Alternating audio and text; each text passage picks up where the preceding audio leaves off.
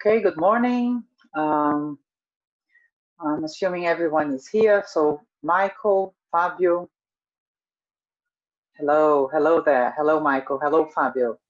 Hello. Okay, so good morning to everyone. Welcome to this webinar organized by the British Chamber of Commerce and Industry in Brazil. I am Ana Paula Vitelli, President at the Chamber. And I would like to take these first few minutes to introduce the Chamber to those who are watching us. So our Chamber's mission is to be the focal point for the UK-Brazil business community, providing relevant forums to foster bilateral trade, investments, services, and networking opportunities. We have a national presence in Brazil, being in São Paulo, Rio de Janeiro, Minas Gerais, and Paraná. The Chamber operates through a series of industry committees covering key industries in the country as well as areas of expertise across industries. For further information about our committees, please check our website at britcham.com.br. Now it is time to thank those who have been involved in this initiative. So firstly, to the Chamber supporting members, which had their names and brands shown in our screens just before we started this session. Then I'd like to thank the team who has been involved in organizing this initiative. So first, Fabio Caldas, who is the president at the British Chamber in Rio de Janeiro and also leads the Power and Renewable Committee. Fabio will be moderating this conversation today. I would also like to thank Bruno Marcondes, who is the vice president at Britcham in Rio. We also have Renato Cordeiro, who is the Vice President of the Power and Renewable Committee, and also Carlos Peixoto and Vladimir Martins, respectively, the President and Vice President of our Oil and Gas Committee at Britcham. And then, of course, thanks to our speaker. So Michael Cohen, thank you very much for being with us this morning.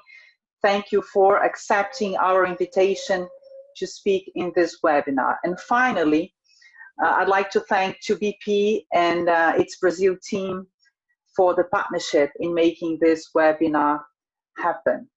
So now with no further ado, I wish you all a great event.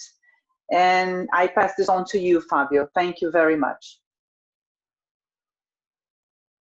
Thank you very much indeed, Anna, for opening this webinar. Anna, our great president, I would say, right, of British Chamber in Brazil. Well, guys, my name is Fabio Caldas, right? I'm the president of Britcham Rio de Janeiro and also of the National Power and Renewables Committee. I'm the founding partner of Lightsaber Management Consultancy on communications and institutional relations, and focused on crisis and issues management.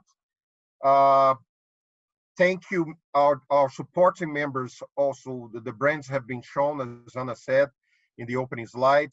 Bruno Marcondes, VP Britcham Rio, Mr. Renato Cordeiro, VP of the PRC, Power Renewables Committee, Mr. Carlos Peixoto, President of the Oil and Gas Committee, Vladimir Martins, the VP of the Oil and Gas, working with Peixoto. We are doing a great partnership, the two committees, energy committees. Also to Fabricio, the Executive Manager for Brazil, and his team. And I would like to thank Mr. Celso Fiore and Mariana Costa, supporting, the seminar a lot. The response for you being here, Michael. This was an original idea of Mario Lindenheim, the head of country and VP Britcham Brazil, head of country of BP in Brazil, and also the VP Britcham in Brazil. Thank you very much, BP, for that. My sincere apologies if I have forgotten anyone in this thanks. And of course, you thought that I would forget, but I will not. Thank you very much, especially to Michael for being here, accepted the invitation to speak in this webinar. Look, now I'm gonna explain the dynamics of the event.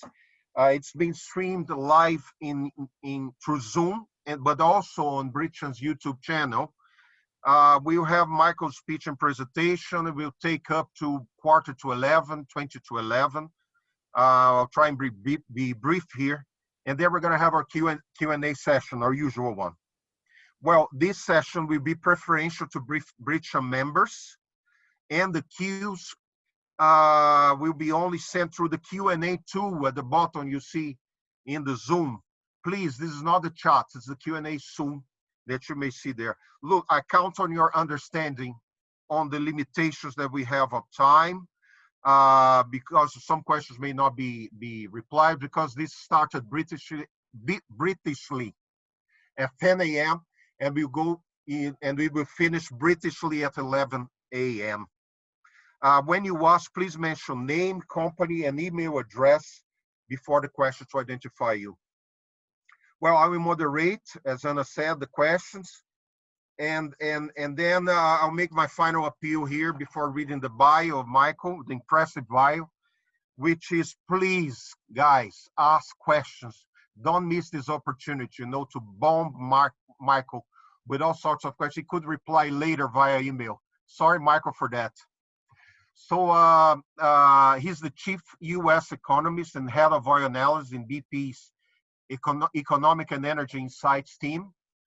In this role, he's responsible for short, medium, long-term oil market analysis and North American energy policy-related analysis in BP's statistical review of world energy and energy outlook, this impressive study.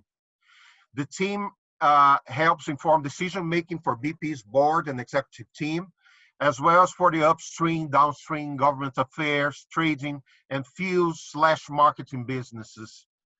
Prior to joining BP in May 2019, Mr. Cohen was Barclays Global Head of Commodities Research and was responsible for preparing and delivering differentiated research on commodities markets to Barclays Global corporate and institutional investor client base. He worked for a decade in the public sector as an economist with the U.S. Energy Information Administration, the Department of Energy's Office of Policy and International Affairs, as well as 2 years in Paris as a senior member of the Oil Markets Division at the International Energy Agency. Prior to government service, Mr. Cohen worked on electricity market design for LECG, now called Navigant, sorry, and as trading desk analyst for American Electric Power. Michael also serves as a non-resident fellow at the Colorado School of Mines and frequently lectures on energy, oil markets, and geopolitics at several universities. He graduated with a BSBA in Business Economics and a BA in Political Science from the Ohio State University, and a Master's in International Economics from Johns Hopkins School of Advanced International Studies. Well, after reading this very impressive CV, the floor is yours, Michael. Good luck there. I'm sure we're going to have a great webinar here. Thank you, Fabio. Thank you, Ana. Thank you to my colleagues at BP in Brazil. And thank you to all of you tuning in to listen to BP's Energy Outlook this morning.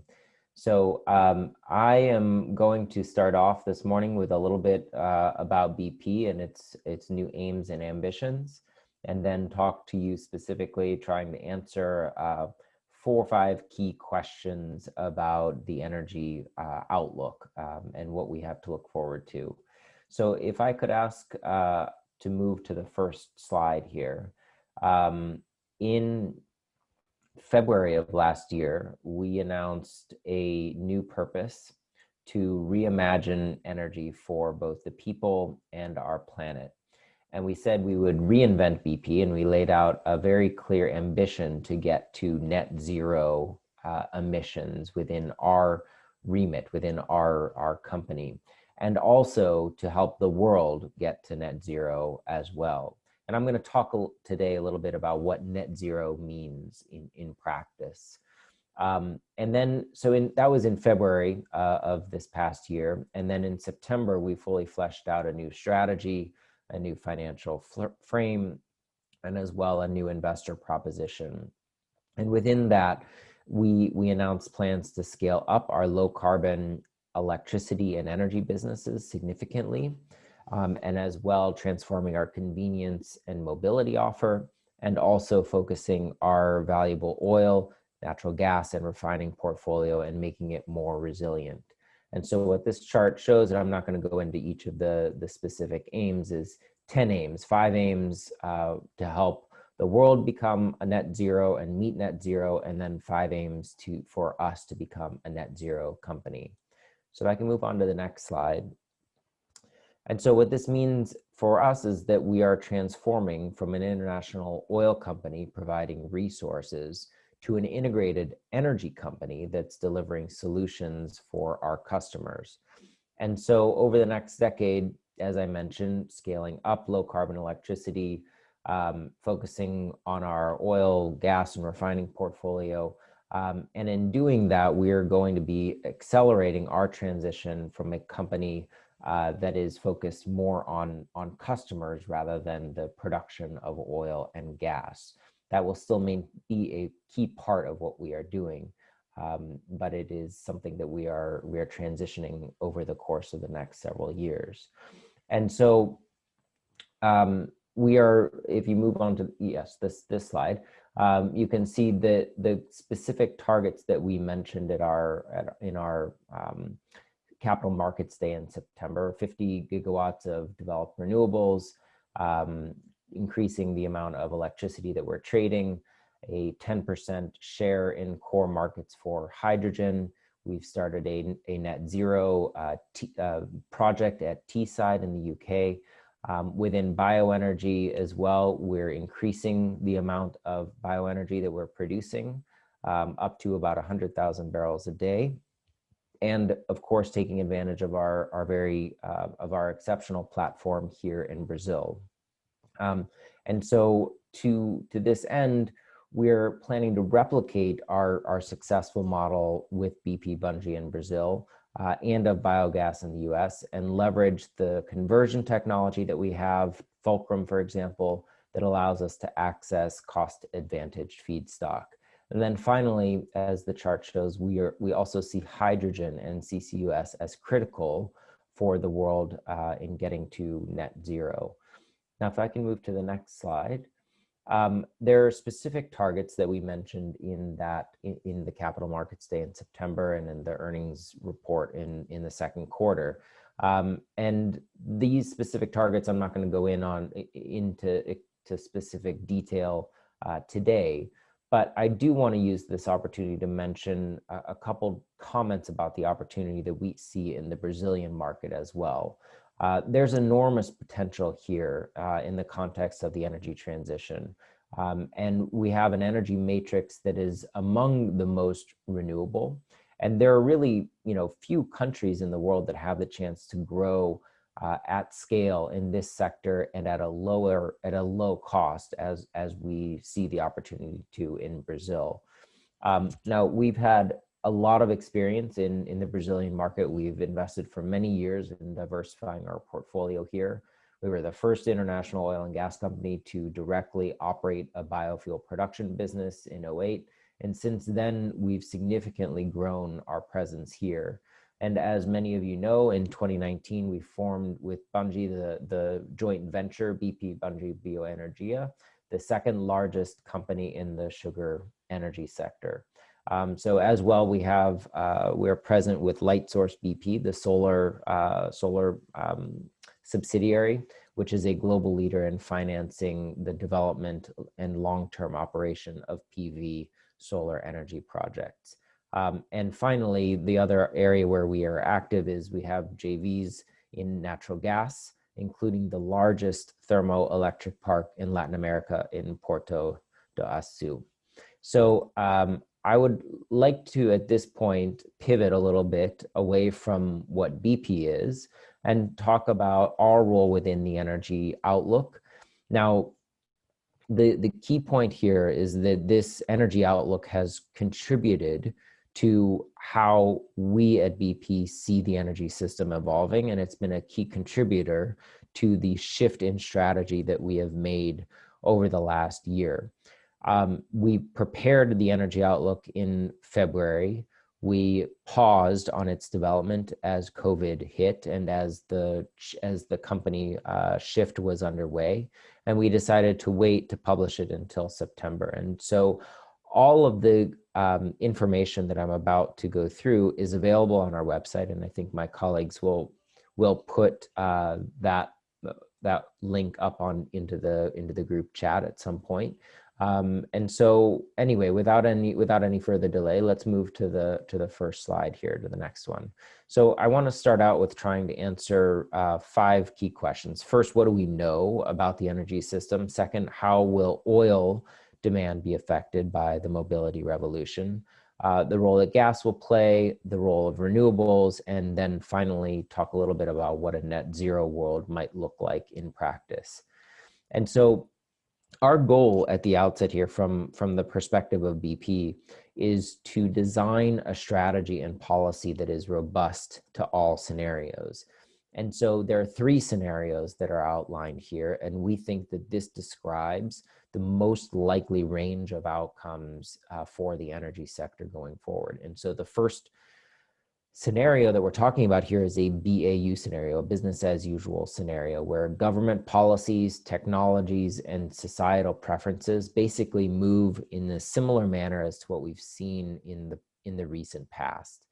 The rapid scenario, which is shown in this chart in orange, is based on a series of policy measures led by a significant increase in carbon prices, such that carbon emissions from energy use fall by around 70% by 2050.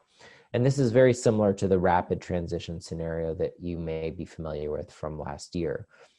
Now, the final scenario is one that we call net zero, and that assumes that the same policies and societal preferences, just the policies that we had in rapid are the same, but that they're reinforced by significant shifts in behaviors and preferences, which further accelerate the reduction in carbon emissions. And so there are a couple things to note here. Number one, that simple shifts in societal preferences and behaviors can bring about a lower carbon pathway, a significantly lower carbon pathway than even in the rapid scenario. Number two, these are viable scenarios, right? These are scenarios that are possible with the technologies that we have today, and in the frame of the reference of the costs that we understand and how that may evolve. And then the other point here is that the purple and blue shading on this chart, or the swaths of the chart that are purple and blue, show the wide range of scenarios that are either well below 2 degrees Celsius, as shown in purple. And then in blue, the net zero scenario that is well below or is at 1.5 degrees Celsius change from pre-industrial levels. And so the simple range that we're talking about here means that there's a significant amount of leeway, both to the upside and to the downside in how these scenarios are designed. And so there's a significant amount of uncertainty as well as to what defines a well below 2 degree pathway and what is involved in a 1.5 degree pathway. And I'll come back to that question later on. If we can move on to the next slide. So there are 3 things that are common across all of these scenarios, and we take that as an important signal and an important point and takeaway from this analysis. And that is that on a global basis, the fossil fuel share of primary energy declines in all scenarios to various degrees. Number 2, that renewables as a share of primary energy increases in all scenarios. And then number 3, or the third key point here, is that the way in which we are consuming energy is via electricity to an increasing degree, or to an increasing share. So in Brazil, this chart looks basically the same. I looked at the numbers last night. So you have a roughly 15% of the primary energy mix that is renewables, so including bioenergy, but excluding hydro. And that grows from anywhere to 30 to 50% by 2050. So roughly similar to the chart shown here.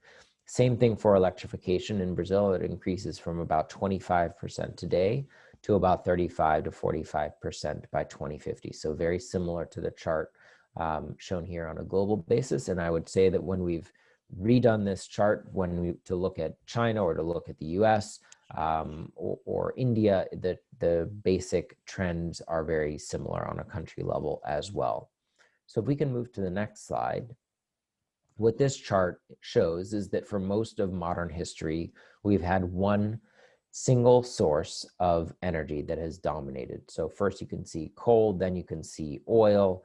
And so in contrast, for the next 20 years, in both the rapid and the business as usual scenario, the global energy mix is far more diversified than what we've previously seen. So all the fuels going forward are providing roughly equal at various points in time and significant shares of world energy, not one dominating source. And this matters because it's the customer choice rather than the fuel availability that drives the fuel mix. And that increasing amount of diversification increases the need for integration across different carriers. So that is why electricity and later even hydrogen, whether green or blue hydrogen, and I'll come back to that, becomes quite a bit more important in a decarbonized energy system. The third point is that diversity and customer choice in this world may mean that system also becomes more localized. And so energy trade shifts, it becomes less long haul. And this is also a world where resource owners compete even more against a backdrop of declining demand. And so to reinforce the point of why this diversity of fuels matters, it's that all of this increased competition increases the bargaining power of consumers. And so in our view, the economic rents begin to shift away from traditional suppliers of fuel and traditional upstream producers and back to customers. Now, if we can move on to the next chart, the other things that we know is that the economic effects of climate change will start to become increasingly clear over the course of the next decade, and arguably even as we are speaking. And so in all of the scenarios, we assume that there's an increasing impact on growth and productive potential of the economy as a result of climate change. And you can see here a very diverse set of impacts from climate change.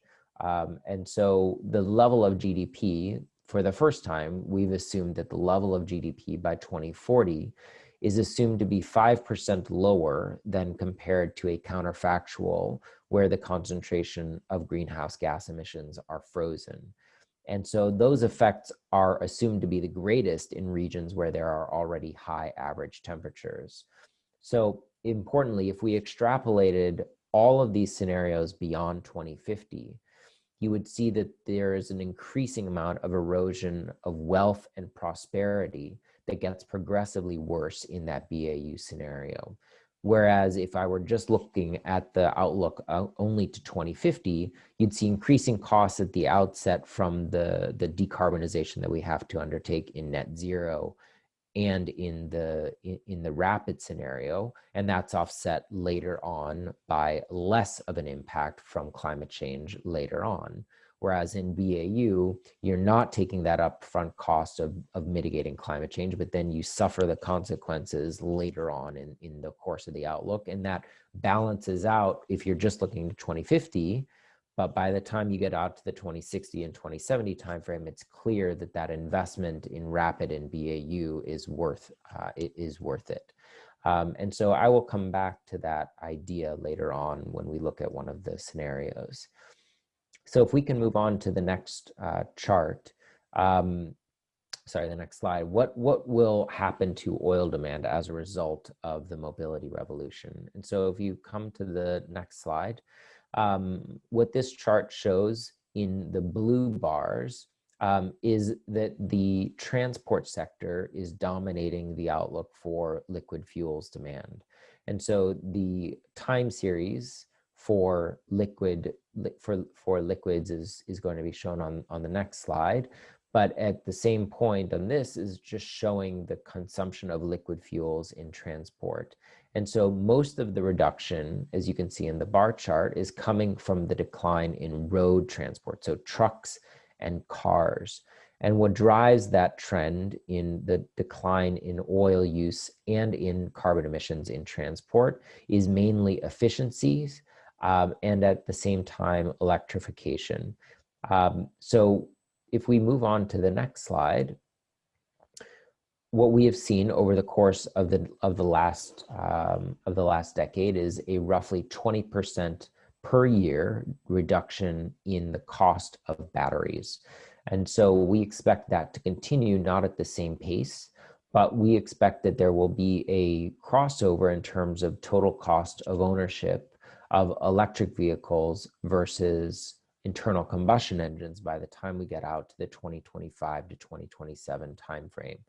And so initially, we're going to start to see a higher penetration of sales, and then following that, a higher penetration in terms of the overall park or the overall number of vehicles that are driving on the road.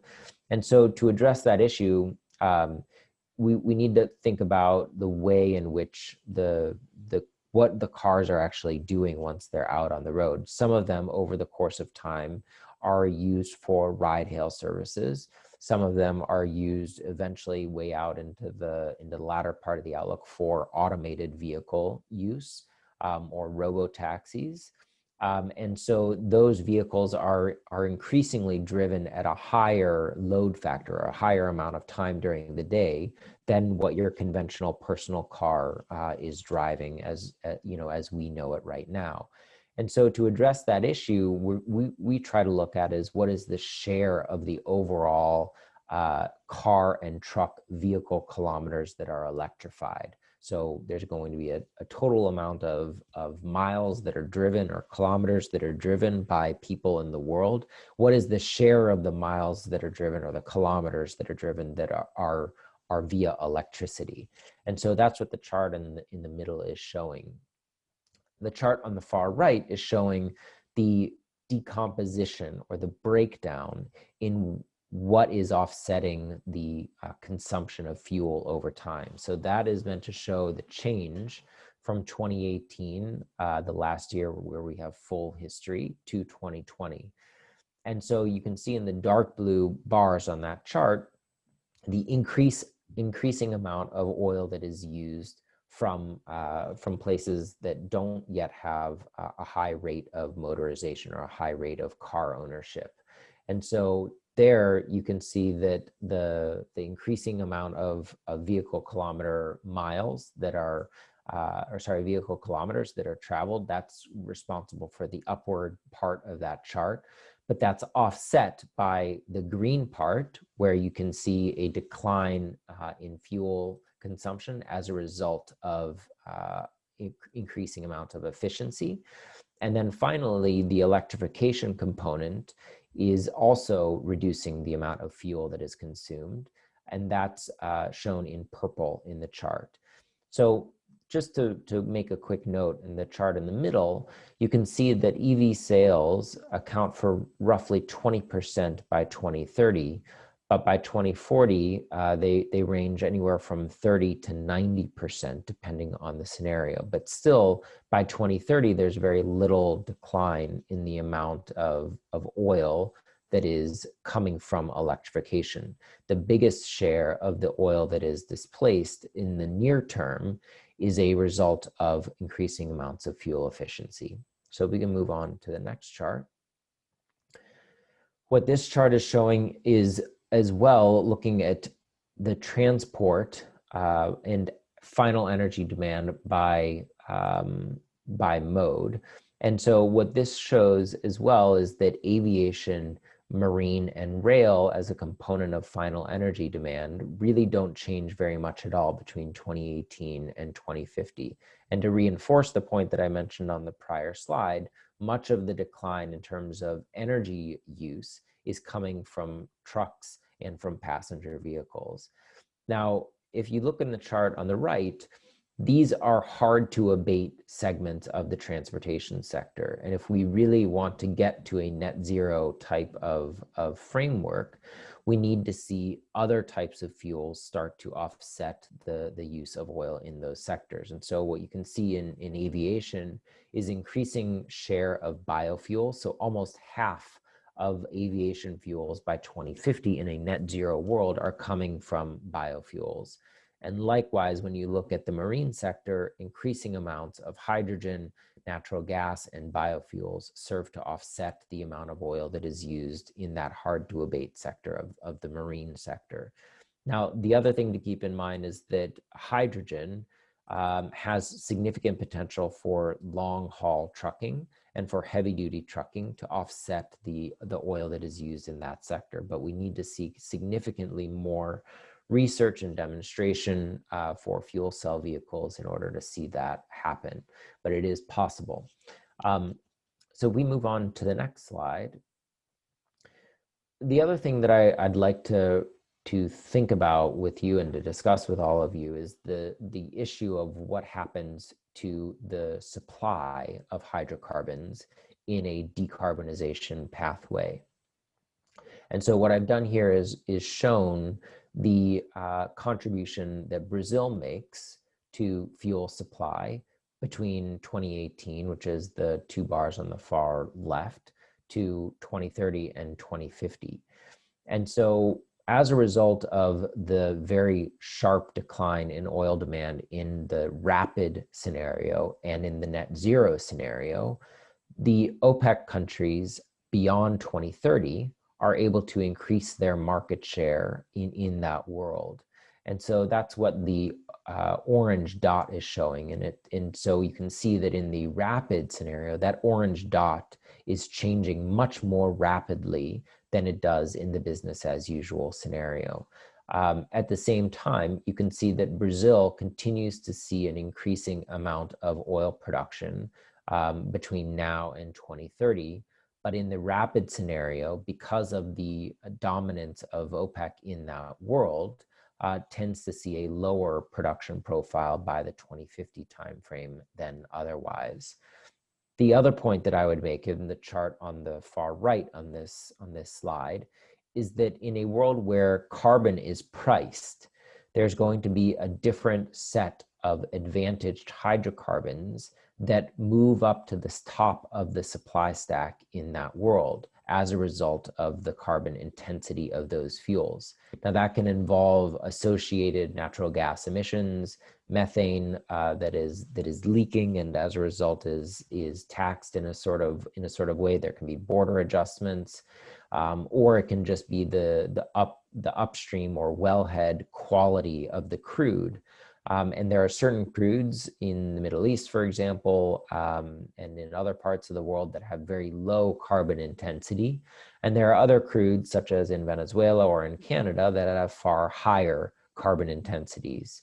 And so what this chart is meant to show is to look at what the slate of crudes would look like versus a counterfactual where every single crude was treated as a homogeneous source of crude oil. And so what this is shown that you would see over a 2 million barrel a day decline from the highest quartile types of crude that have high carbon intensity in this world. And that's offset by an increase in the types of crude that have very low carbon intensity. And so we think that's a really interesting way of trying to hypothesize about what the overall balance of crudes would look like in a deep decarbonization scenario. So if we can move on to the next slide, what would the role of natural gas be in this world as well? And so if you move on to the next slide, you can see that basically the oil consumption in a rapid scenario basically was cut in half. But in natural gas, you can see that by the time we get out to the 2050 timeframe, it basically stays resilient, and it stays at the same level that we were at in 2018. And there are three key reasons why natural gas maintains that resiliency in this scenario, and even in the net zero scenario. Number one, that natural gas can be used as a source of blue hydrogen. Number two, gas can be used with CCS with steam methane reforming in order to address the natural gas at the point of combustion. And then third, in certain developing countries, natural gas is used to continue to offset coal in their power sector. And these uses are not insubstantial. So the chart on the right shows that natural gas share reaches roughly 8 to 10% in its use for hydrogen or for CCUS as a share of total primary energy. And these two uses account for half of all the gas use in that scenario. So if we move on to the next chart, there's therefore, both on the natural gas and on the oil side, a significant amount of new investment that is needed over the course of the next 2 to 3 decades. And so what both of these charts are showing is the decline in the existing supply base of both oil and gas on a global level if you did not invest in new assets. And so you can see the natural rate of decline both for oil on the left and for gas on the right. And then the three oil and natural gas demand profiles are shown in the three colors above that. And you can see that in all of the scenarios, there is a gap in expected demand versus the expected supply. And so we've calculated, and I'll show you the chart later, that that would require anywhere between $9 to $20 trillion of investment in oil and gas over the next several decades, depending on which scenario you're in. So if we can move on to the next chart, and one more beyond that. So the role of wind and solar is also critical in this world. And so we see roughly equivalent amounts of renewable energy for solar and for wind that are used in all of the scenarios. So you can see that it's roughly half and half in the rapid and net zero scenarios, but a slightly higher rate of penetration for wind in the business as usual scenario. And so the costs of wind and solar are assumed to continue to decline at a constant rate. And if you move on to the next slide, the increase in wind and solar capacity is extremely rapid over the course of the next 2 decades, especially in that rapid scenario and in the net zero scenario. But I think it's still extremely important to understand that even in that business as usual scenario, as shown in green on that chart, you see a significant amount of penetration into the power sector, even with that very low incremental amount of new capacity. And so the other key point here is that when you look at the chart on the right, much of the new wind and solar that is coming on is going to be used for electricity generation.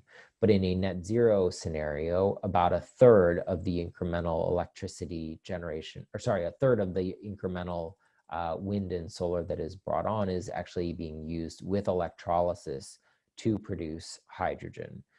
So if you move on to the next slide, there are significant shifts as well in investment that are going to be needed. So let's just concentrate on the chart on the left, which shows that the uptick in the amount of new investment needed in wind and solar is roughly equivalent to the downturn in investment that is needed in oil and gas assets. And so again, if we want to get onto that rapid and net zero pathway, the amount of investment is going to need to shift. And finally, the point of this chart as well is to just show that the amount of new investment needed in CCUS is roughly is feasible. It's not a lot. It's less than the annual amount that you've seen for wind and solar historically between 2013 and 2018.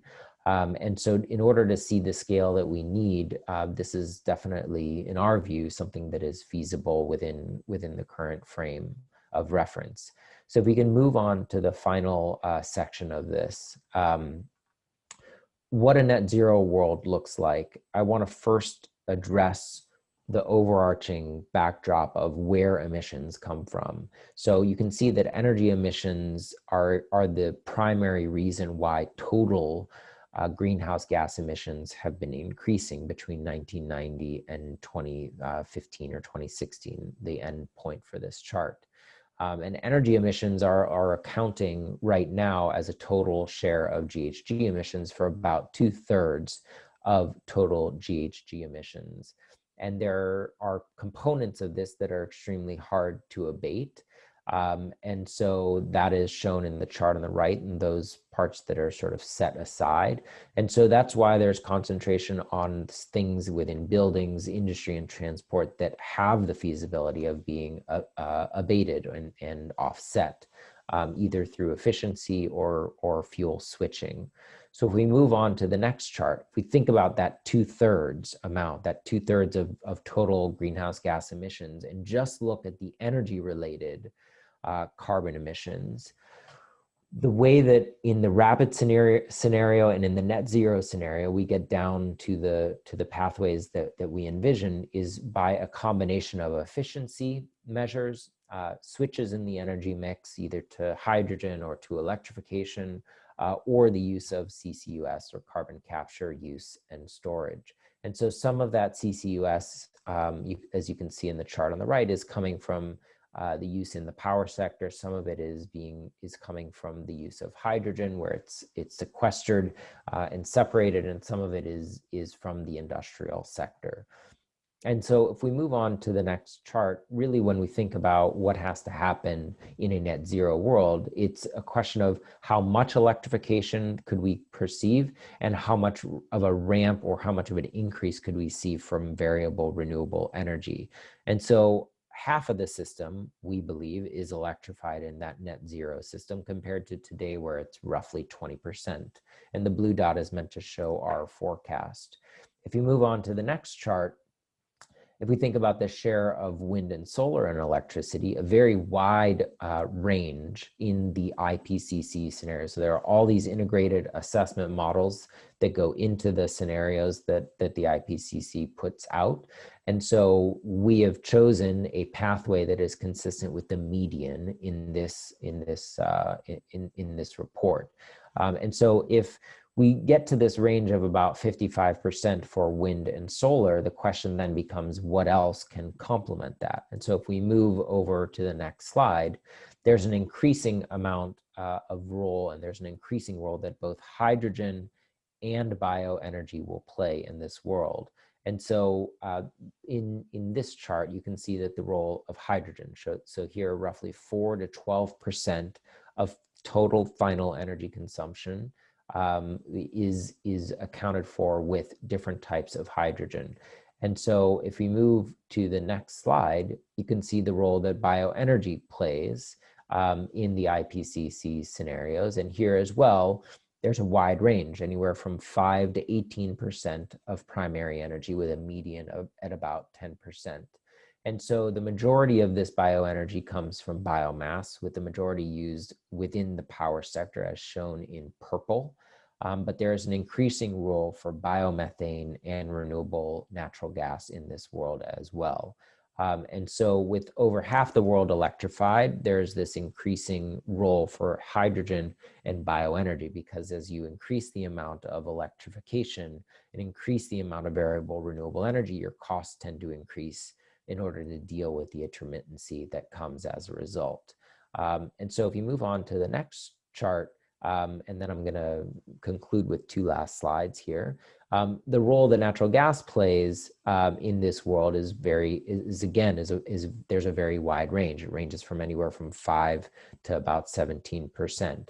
And so some of what is used here in a net zero world is used with CCS, as you can see in the hashed bar in the chart in the chart on the left.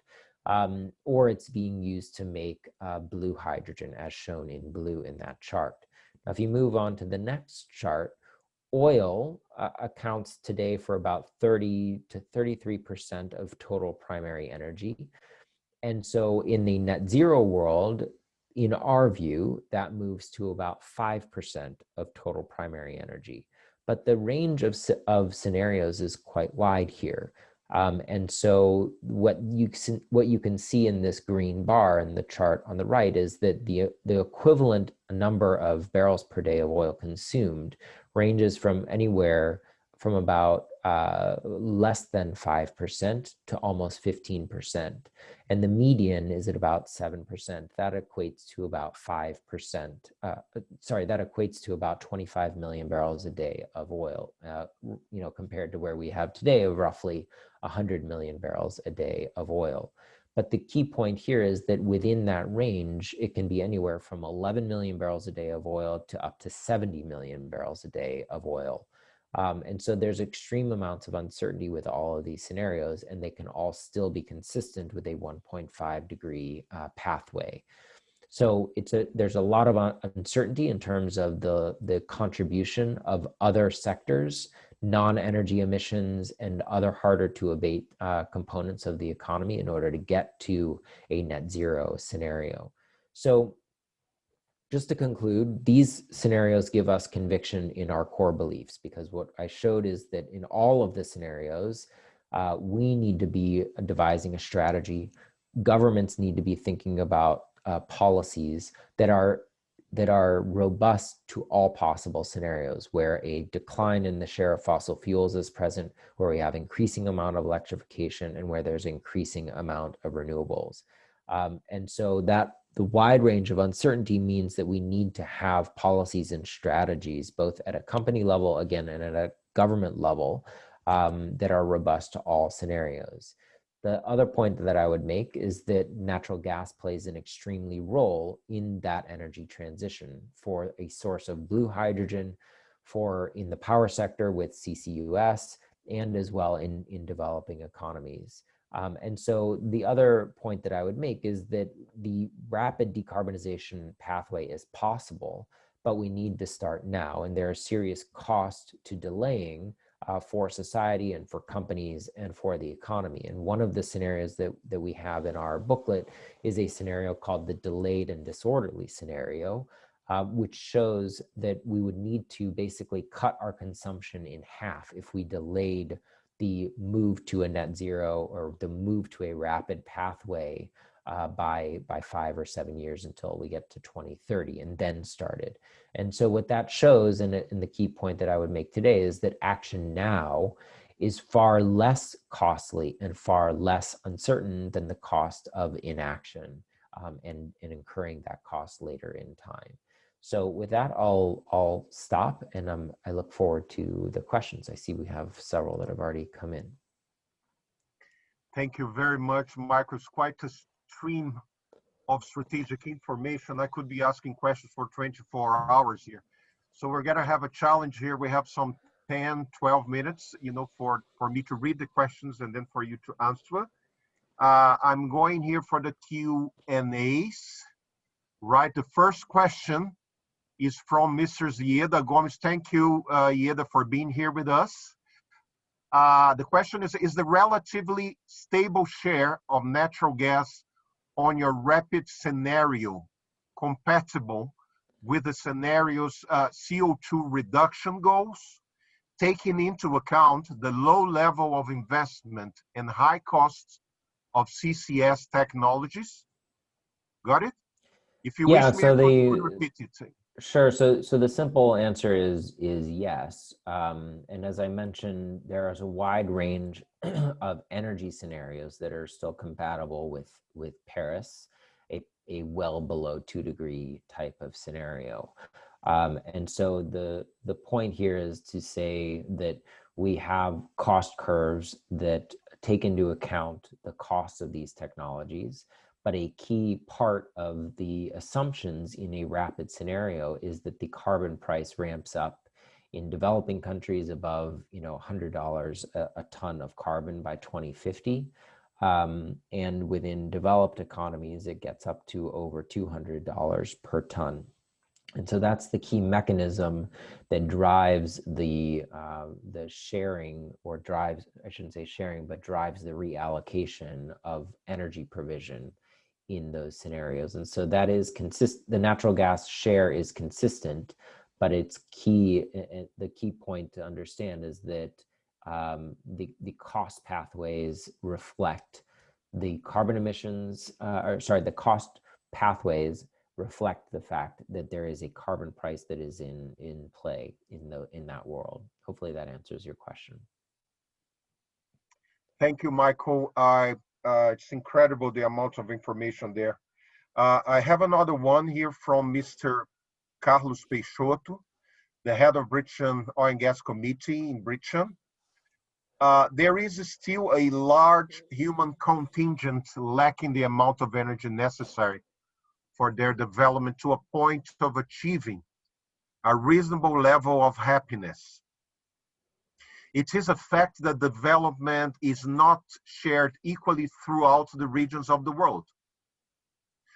How were these disparities considered in your modeling in order to achieve a zero carbon future world? Look, I would like to make a comment here because I'm really impacted by one slide, which is the climate change impacts on GDP levels in 2050. The world map, you know, Yep. in the bottom, the redness of this. Really, this was a punch in my stomach. Yeah. So that has to do with this question, Michael. Over to you. Right. So, you know, one of the key questions that we struggled with this outlook is to try to think about what could happen if we tried to envision a more energy scenario. And it was very clear that a more energy scenario, as we may have considered in the past, and what you see from other forecasters, has very dire consequences for temperature change and therefore the cost of climate change. And that's why we get into this very difficult circularity of trying to understand, well, you know, a key component to any modeling effort is what is the GDP input and what's the population input. And if one of those becomes what we would call endogenous because of the role that climate change plays, then you have to make an assumption. And so what we've done is we've made a simplifying assumption that across all scenarios that GDP growth profile is lower. And so what we wanted to do was consider pathways that would be consistent with that. If we had to consider a more energy pathway, you start to get into this question of, well, by that time your GDP growth would be so much lower because your temperature change was so much higher, and so we don't see that as a viable pathway. To address this question specifically, I'll use the example of the transport sector. So as I mentioned, there was that dark blue component of that chart. There were three bars: the dark blue, which was positive, and then the other two, purple, which was electrification, and the other one, which was downward facing, which was efficiency. And so here's an example of where it's clear that in Africa and the Middle East, there will be an increasing amount of demand for vehicles and for vehicle kilometers traveled. And so the point is that we take that into account. It's just that it's offset by more than that increase by increasing amounts of efficiency and increasing amount of electrification in developed countries. And so clearly what you might see between now and 2030 or 2035 is that if you looked at that chart and said, let's stop the clock at 2035, you would clearly see still an increase in the amount of oil that is used because of increasing amount of car ownership in those places. And it's the same thing for many of the other sectors. So the rapid increase in electrification and the energy access in Africa increasingly, though, is going to not come from the use of natural gas or the use of LPG for cooking. There's still a very vast amount of people that are in the developing world today that have very low levels and low quality of energy access. It's just that over time, by the time we get out into the 2030 and 35 timeframe, the carbon intensity and the emissions associated with those fuels becomes less and less. And so we see that as not contributing as much to overall emissions as we get into the latter part of the outlook. But it's very true that if we stop the clock at 2030 or 2035, you're going to see more energy consumed. And it's clear that when you break out the primary energy consumed in developing countries, it continues to increase by about 1.5% per year. But that's offset by declines in primary energy consumption in the developed world. And so basically you end up with a pretty flat profile in terms of total primary energy. Thank you very much, Michael. I have another question here from my dear friend, Richard Taylor of TEC Ventures. Well, there are thanks all around, for the insightful information. The question is from Richard, do we have an environmental crisis? The outlook scenarios start with BAU and then get environmentally better with the rapid and net zero scenarios.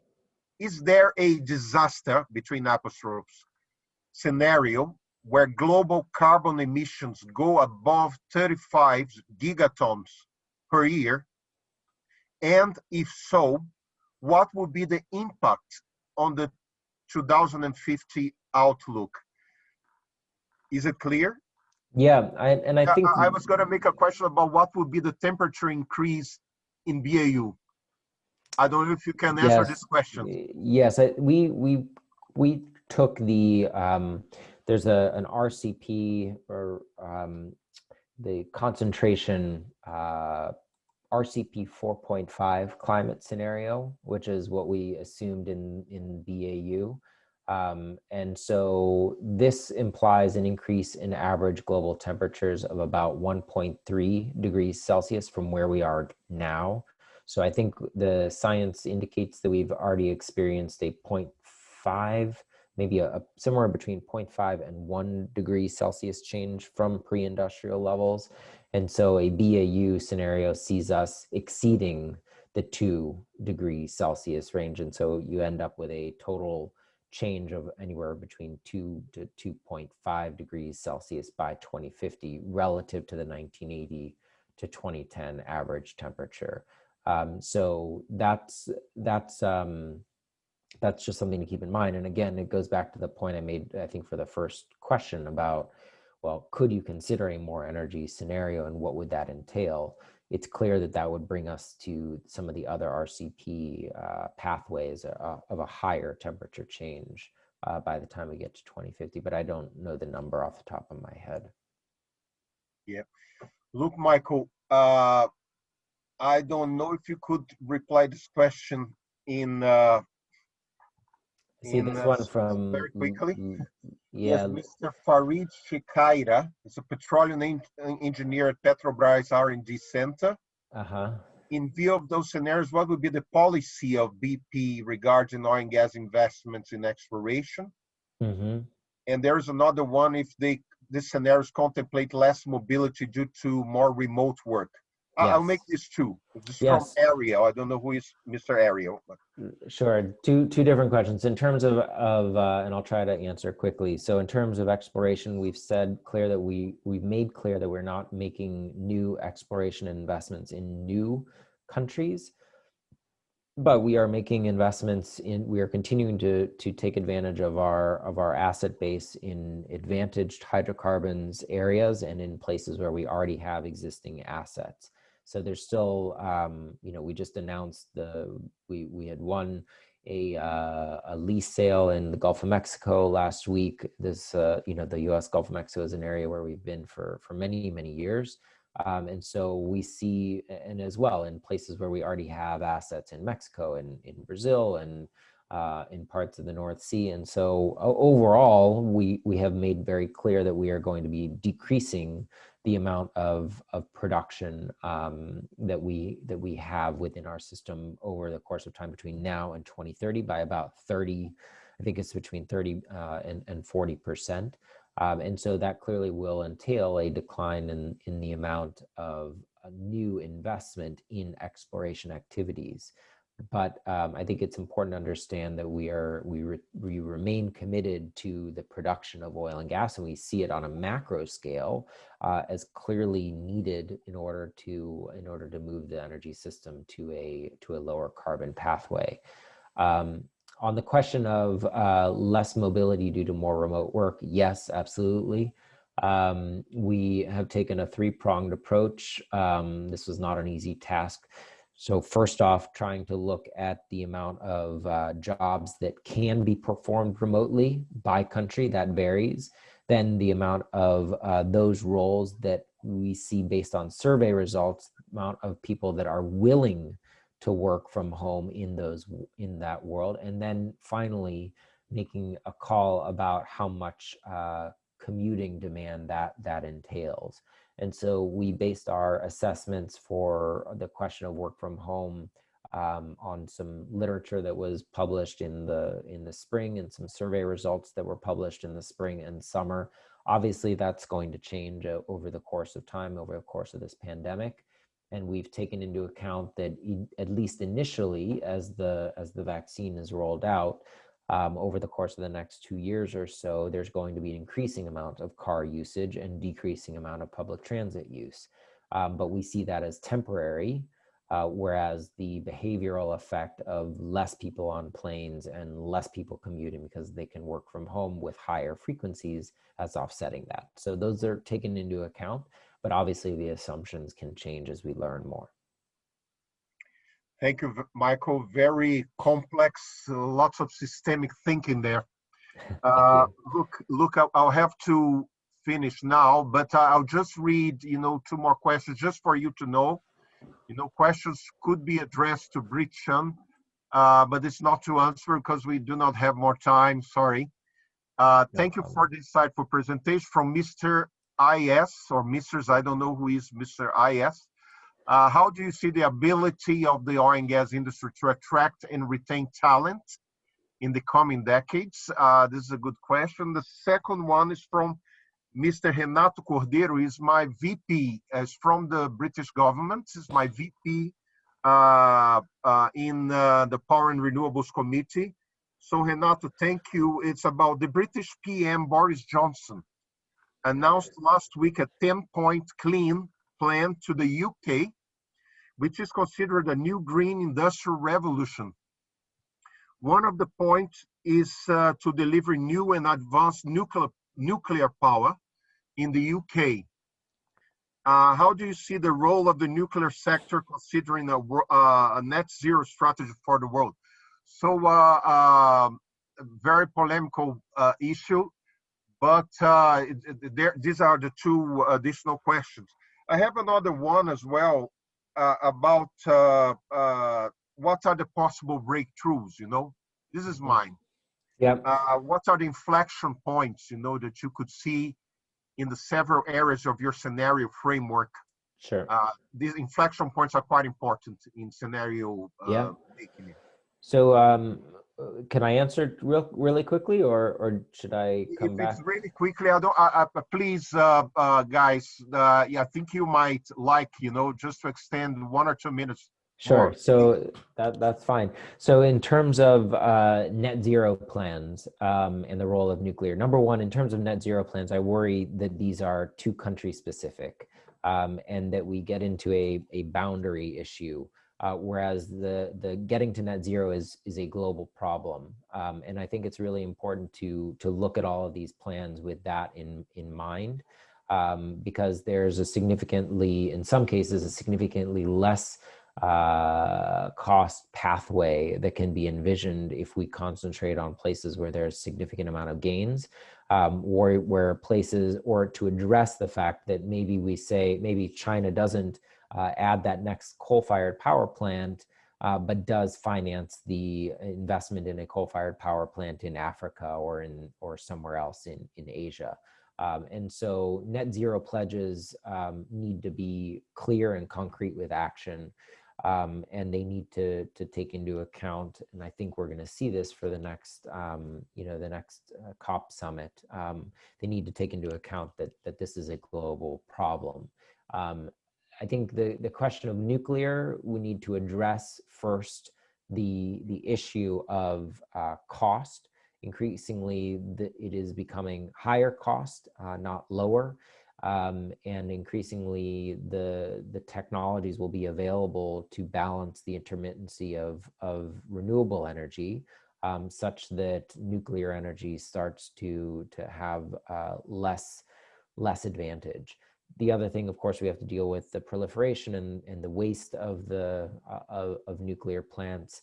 The technology is just not there yet for that. I think there are clearly increasing amounts of nuclear energy that could be envisioned in China, but in the US, we see a significant amount of retirement. These plants have been run already, in some cases 40 to 50 years. In some of the cases, we've ramped that up to even 80 years of operation in order to see a higher penetration. But the main balance from nuclear penetration in our scenarios is increasing amounts in certain countries, but as a result, a continuous trend of retirement in other cases, even if we try to ramp up the lifespan. The final question. Talent retention in the oil and gas industry. Well, talent retention, I'll defer to my colleagues in the office there. Of course, it's something that we see. No, but I mean, in all seriousness, this is an industry that's transforming. It's an industry that has significant amount of expertise in the subsurface, in infrastructure build out, in all across the value chain. And industries that it's an industry that has been providing energy to consumers for decades.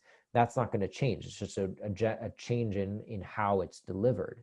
And we think that the BP is a key part of that solution, and other companies are moving in that direction as well. And we see increasing amount of increasing amount of competition in the provision of energy is a good thing. It's because it's clear that we can't do that alone, and we need an all hands on deck approach to addressing the climate challenge. And so finally, Fabio, to address your question of breakthroughs, I think heavy duty transport and fuel cell technology and heavy duty transport is a key breakthrough that I think we need to be watching. I think there are significant opportunities in hydrogen, and it's been described as a sort of Swiss Army knife of the energy sector, and as a vehicle for storage to even out the intermittency in the production of green hydrogen, and its use across different energy sectors. So I really think this time, our view is this time is truly different. Hydrogen has been around for decades, but I think the clear climate credentials that it brings, and the sheer backing of many an industry behind different technologies makes me be more optimistic about the future of hydrogen. And I think a different pathway within the context of the energy outlook could bring about a quicker decarbonization pathway than even what we envision. Well, thank you very much. I was looking at hydrogen as you see, about this breakthrough, but you brought other insights in heavy duty transportation and so on. So unfortunately, we reached the end of it. Time stopped for me at 10. It was fascinating indeed, the amount of information and insights. I would like to give the thanks here. And first, to thank you for the generosity, of giving us your time on this and all this knowledge. Thank you very much indeed.